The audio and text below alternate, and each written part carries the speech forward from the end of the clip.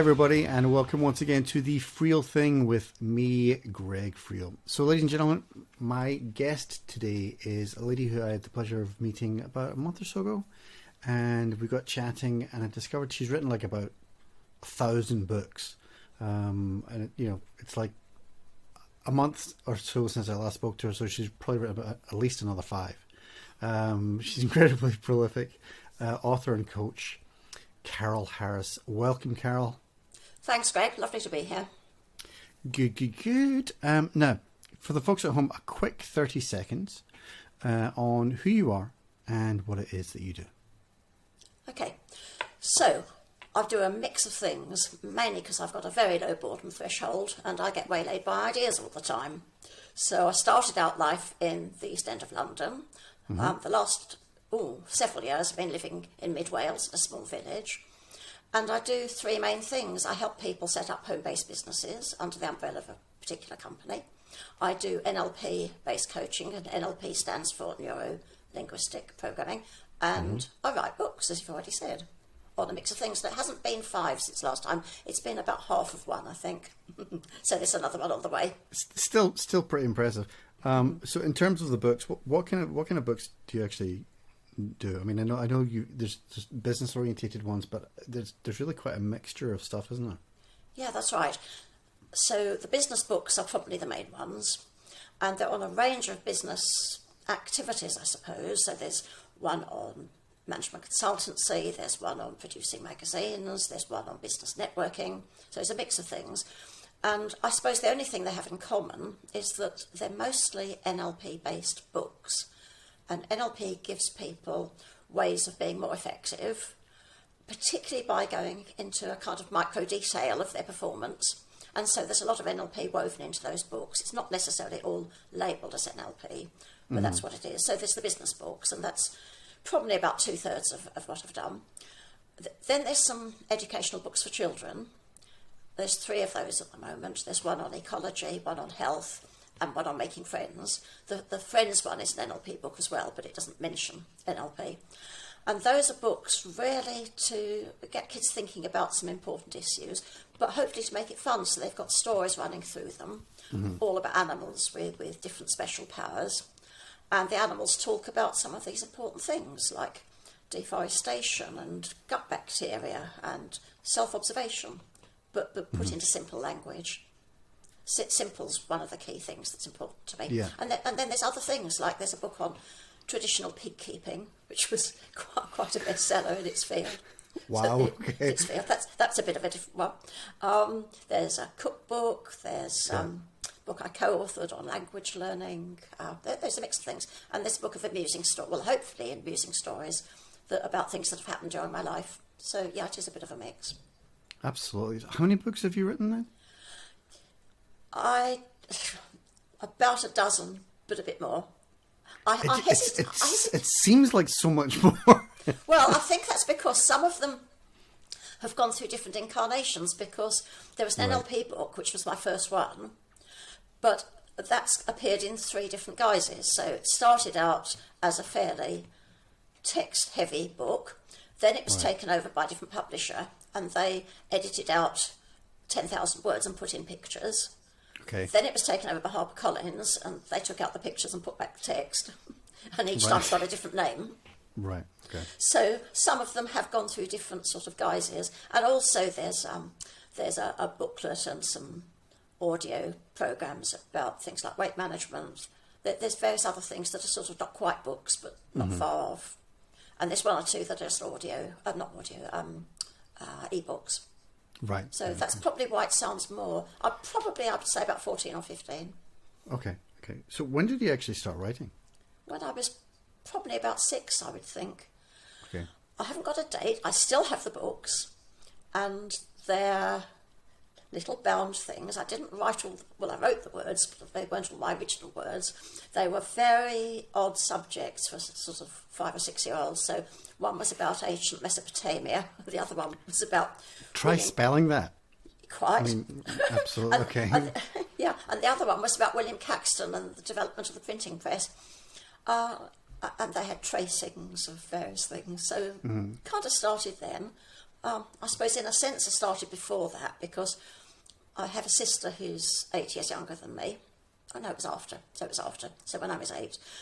And she was born, and I still have some letters that I wrote to my mother on the birth of my sister. And in those days, people used to stay in hospital much longer than they do now. And I've got one letter after the baby was born, and I said to my mum, do you like the looks of it much? Not the baby. So I don't know if that was the appropriate thing to say. But Maybe not the best choice of words, perhaps. perhaps not. No. But it happened. Yes, no, absolutely. So, so being creative from an extremely young age, just it's kind of like it's inbuilt. It's something that you have in you that you just have to get out. Am I right?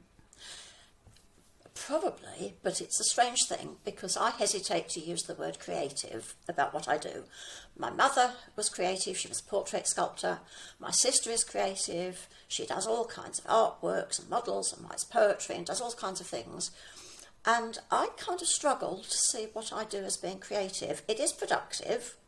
I do have lots of ideas, but whether getting ideas is the same as actually being creative, I don't know. It's kind of not a label that I'd use, but I know other people use it.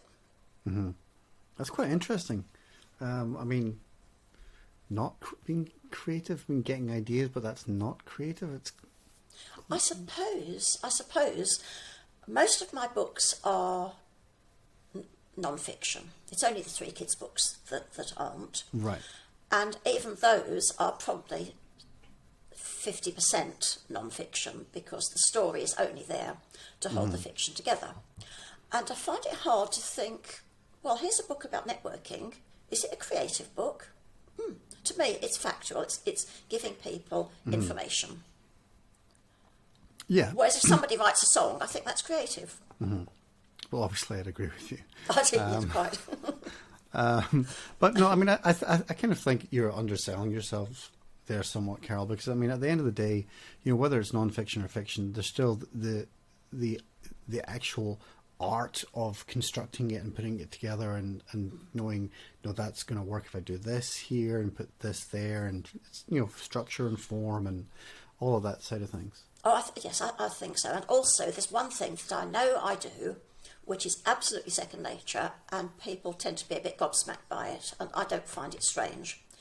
And that is, if you give me a subject, I can sit down, and within quarter to half an hour, I've produced an article about it, or a piece of writing about it. You know, it's be called an article.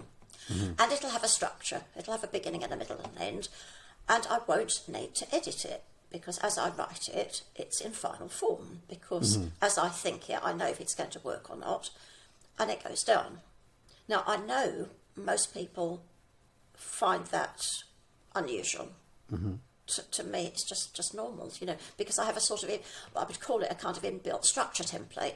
So I kind of see a structure, and that's superimposed on my thoughts, or the thoughts sort of fit into it.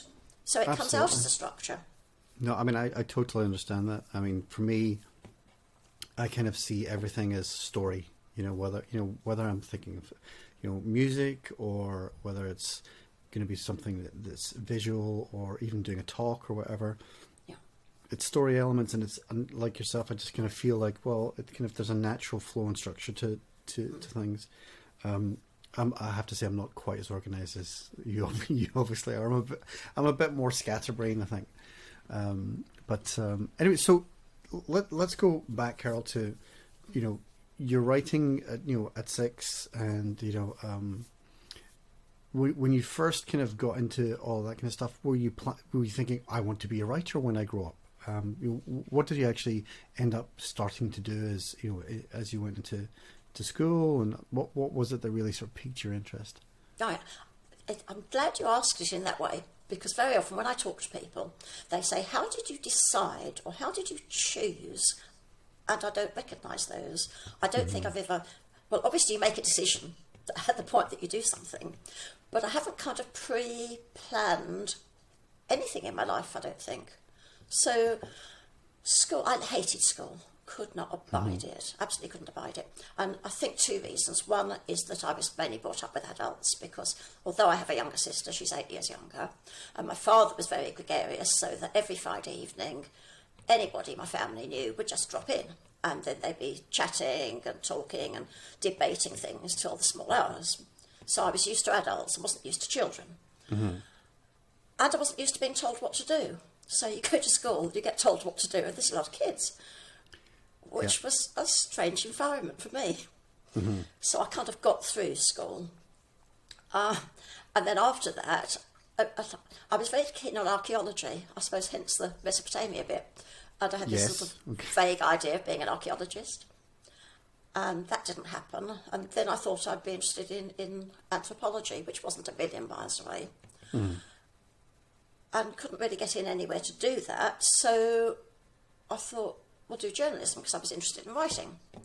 And then I was put off that because you needed to do shorthand in those days. So I did a secretarial course, which I hated. So then I went and did a degree in sociology. But it's all rather convoluted, but that's what happened. And after that, I actually got married in the middle of it and ended up in a town called Luton because my husband's job moved there. And the only things I'd heard of in that place were Vauxhall Motors and hats. And I couldn't see myself doing something with hats. So I contacted Vauxhall. But I think the thing that's interesting, though, is that, I mean, you know, with all of the things that you're looking at there, you're looking at people and studying people and the history of people and behavior and all of that sort of thing. So, I mean, it makes sense that you would then go on to write books that really kind of break all this down, you know, and how people interact with one another. Yeah, I suppose that's quite logical. Having said that, I'm quite introverted. I've learned to do the social thing. Most of my jobs have been involved social stuff, most of the time. But actually, I'm perfectly happy sitting in a cupboard with a paper bag over my head or sitting at a keyboard writing. But I can do the other stuff because I've learned how to do it. Yeah. So did you go to university, college? You studied on? Was that how you studied sociology and all that? Yeah, I was at London University, and then I did various things after that, but it was mainly in the corporate world to start with. In fact, most of my career was in the corporate world. My last employed job I was one of the directors of the Arts Council in London, and then I left and set up my own business, and that was decades ago. And I've been really working for myself ever since, doing various things. So, was there a particular kind of point when you just thought, no, I really want to? I mean, obviously, you know, I think the thing that's quite interesting here is that the reaction against structure, because you seem to like having your own space to do what it is that you want to do. Was there a point whenever you were working in the corporate world that you were like, no, I've done this now, and I really want the freedom to do my own thing? It wasn't quite like that because I never had a job where I was directed. You know, my first job was at Vauxhall, and what happened was I contacted them and said, have you got any jobs? And they said, what would you like to do? Because the employment situation was very different. I had no idea. I said, and I'd heard of personnel management, so I said, what about personnel? And they said, yeah, fine. So I went along, and then the first day I was there, I found there actually wasn't a job after all, so I kind of made one up. And so pretty much everywhere I went, I was making up what to do. So although I was employed in the sense that somebody paid me, I wasn't really directed. So the change to self-employment wasn't that different. So when you first started being self-employed, what was it that you wanted to do specifically, though? It's a deep question. It wasn't a question of want. Things happen upon This me. is quite interesting. It's because most people they're kind of like, I really want to do that. I don't want to do that. Yeah. I know there's lots of things I don't want to do. But it wasn't a question of pickings. So, for example, the first business, I had a friend, because my mother was an artist and we used to have exhibitions at home for many, many years, and I thought, maybe we'll set up a business selling artworks to companies. So we got a room in the house ready and we got lots of stuff in, and then we found dry rot. So that all had to be put on hold, and in the meantime I'd met somebody who was a radiographer, so we set up an employment agency for radiographers between us. I'm completely unpremeditated. I knew nothing about radiography. Mind you, she knew nothing about business, so it was a reasonable partnership. No, absolutely. But that wasn't a planned thing. Mm. So it's really quite hard, actually. The only thing I can say is that the things that I've done have been linked to various interests. So I like doing training, coaching, anything that's, in a sense, it's about presenting stuff to people, helping people develop in some way. And all the things that I'm doing at the moment, including the books, are about helping people develop skills, develop personal skills, develop business skills, improve their lives, improve their income, improve their health. So it's about making changes. Mm-hmm. So when did you first get interested in NLP? 1986. I was in my last employed job. I happened upon a weekend course, thought it was just incredible, made myself redundant and did some training. And I trained with somebody called David Gordon, who was one of the early developers of NLP, a superb trainer. And he developed a framework in conjunction with somebody called Graham Dawes. And it put NLP into a structure, or put a structure around it. Mm-hmm. And as far as I know, nobody else was doing it in that sort of way. Other people have put in place structured elements, but this was an overview of what NLP is, and it's very simple. But what it means is that when you look at how somebody is performing, or a change somebody wants to make, or how to improve something, you have a strategy for breaking that down into component parts. And the key thing about NLP is you can do that at a micro level. So you can do it with thoughts, you can do it with feelings, you can do it with beliefs, you can do it with behaviour, you can do it with language. And it enables you to really get into somebody's experience, help them play around with it and see if it's actually serving them really well. And if it isn't, then you can help them make changes.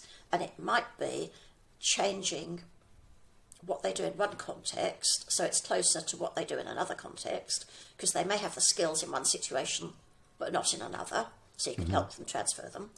Or it may be they really don't have the skills, so you can find somebody who does have the skills, see what they're composed of, and then teach them to the first person. So you could do that, for example, say with a sales team. You could take somebody who's a high performer, break down what they do, teach it to somebody new. Mm-hmm. But it might be simple things like, what tone of voice do you use when you're speaking to people? Or are you actually picturing things going well?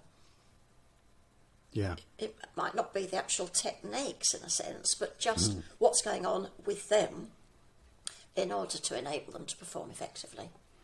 Now, I'm somebody who's not. I've never studied NLP, but I've spoken to quite a few people who are practitioners in it and who have studied it themselves. So, if you're to describe what NLP is to, a lay person out there, introducing them to the whole concept of it, how would you describe it? Well, to me, the simplest thing is to say it's like applied psychology. So it's about understanding how people function, and the applied bit is about it being practical. NLP came from real life. It's not a theoretical or an academic discipline. It came from people saying, look, here's somebody who does really well. I wonder if we could break down what they do into component parts and teach that to somebody else and see if they get similar results. So it's about helping people be successful, and it's applied to contexts like sport, education, health, business, a whole range of different contexts, but the same frameworks apply. You look at what is making somebody successful and see if you can then teach that to somebody else. Right.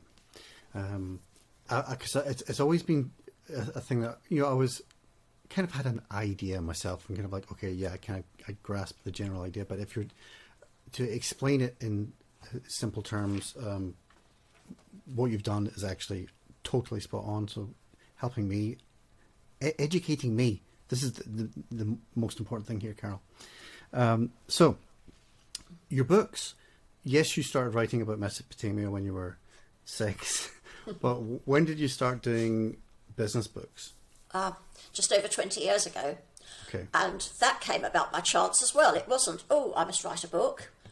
I have a very old friend who was asked to write a book, and she's quite dyslexic. Right. And the thought of doing it literally made her feel sick. So she asked me if I'd do it. Okay. And that's how it happened. So, and that was a book about NLP, because we were both involved in NLP. I see. So in those days, things were very different, because publishers would actually want you to do things and they'd throw money at you. Mm-hmm. So in those days, publishers came to me, because after the first one, the second, the same publisher asked for another book, and then another publisher contacted me about something else. So all those early books were really from publishers. The only one that wasn't in those days was the pig keeping one, because I had a very old friend who was a graphic designer, absolutely superb, and he did a lot of things other than corporate stuff. So he illustrated Pam Ayre's early books, for example, and Dennis Gordon, okay. things like that. So he was excellent. Anyway, I just had an idea one day that it would be quite nice to write a humorous book, because I have 3 things that are important to me. One is simplicity, trying to make things simple for people. Another one is humour, and another one is curiosity. So the humour thing sort of jumped in, and I thought it would be really nice to write a funny book about pigs, because I actually had some pigs at that time. That's another story. Anyway, so I had these pigs. And I thought he could do the illustrations and I could just do some short text. So for the first time, I approached a publisher who did sort of country books and animal books. And I said, would you like a funny book about pigs? And they said, no, humour doesn't sell, but will you write us a proper book about pig keeping? And I said, I don't think so, because I don't know much about it. I'm quite new. And they said, oh, sure, you'll be able to do it. So I did. So that's how that one happened. I mean, it's really quite incredible, Carol. It's kind of like, you're just kind of like, yeah, just this happened, and then this happened, and then and then this happened. And I mean, and I don't want to use the word luck, but I mean, it certainly seems that you've in your life you've been able to do the things that you've wanted to do. You know, whenever you've wanted to do them. You know, it's just kind of happened that way, shall we say? Well, on the whole, the 2 exceptions were school and the 11 months I spent in local government, which is another story entirely. But yes, on the whole, I've pretty much chosen what I want to do. That's increased as I've got older. You can't do everything you want to do all the time. No. But on the whole, it's useful. And one of the things that I do is I'm involved with a project called Big Ideas Wales. And that was set up about 15 years ago, initially to help school kids think about self-employment as an option. So being an entrepreneur rather than an employee. And so we go into schools, well, it was schools to start with, and talk about what it's like being self-employed. And then it got extended down into primary schools, and then up into further education, and then sideways into things like prisons and returners to work and probationers and so on. So a range of different organisations. But when I talk to youngsters in particular about self-employment, the thing I say to them is if you've got a choice between something that you're enthusiastic about and something that's just going to make money, go for the one you're keen about, because a key thing in running your own business is being able to get yourself out of bed in the morning. Absolutely. And for most people, money doesn't do that. No, I'm somebody, and I've spoken about this a lot in this podcast, that, you know, I'm not massively motivated by money. I always want to do creative work. I always want to do stuff that, you know, it's actually going to stimulate me. And like you say, I want to wake up every morning and go, yay, I get to do that today. Yeah. And I think that makes a huge difference, especially when you're self-employed. Yeah, absolutely. Yeah. So how did this all, you know, NLP, being an author and all this kind of thing, how did this all inform your coaching business? Was, you know, were you writing the books, and then it was like then the coaching came from that, or the other way around? Well, again, I think I'm a bit misleading when I talk about coaching, because the coaching I do is actually with people who join my business. So I have a business it's part of a global business. It's to do with health and wellness, and people join the company through me, and then I help them build their businesses, usually alongside another business or a job or other activities. So a large part of what I do is coaching, but it's very specifically aimed at people who are working with me anyway, and then I help them develop personal business skills to build that business. Right. And it's underpinned by NLP because I think it helps you coach better. But I don't have a coaching practice where I take on private clients and market that. Yeah. I see. So tell me about the book that you're halfway through just now. Okay, well, that was quite inadvertent. I was going to have a year off because last Christmas I got 3 books out. Now, 2 of them were new ones. One was the one with the funny stories, and one was the third of the children's books. And the third book was the networking one, which I'd actually written 20 years ago. But it needed updating because 20 years ago we didn't have social media or video conferencing. Yeah. And the advice I was giving people about what to wear was a little bit different. There were all sorts of things that were completely different. So I updated that. So I thought, well, that's enough books for now. I think I'll have a break from books. So one of the things I started doing earlier this year was a series of posts on LinkedIn about business. Nothing to do with my business, but just general business tips. I don't think the world needs another business book. I think there's probably enough of them. But I thought some little tips about business might be useful. Yeah. So I've been doing 2 a week, and they're all conversations between me and inanimate objects around the house. So it might be a lump of cheese or an umbrella or a pot plant, although that's not strictly speaking inanimate. And there's a little business tip hidden in in the conversation, and it's the objects that are providing those. So I did a few of them, and then people started saying, "Oh, they're going to be a book," and I thought, "No, they're not going to be a book." And then I thought, "Why not?" So they're going to be a book. So I've done getting on for 40 of them now. I think once it gets to about 80, it'll be a book. Right. Okay. But it wasn't intended. I hadn't set out to write that book.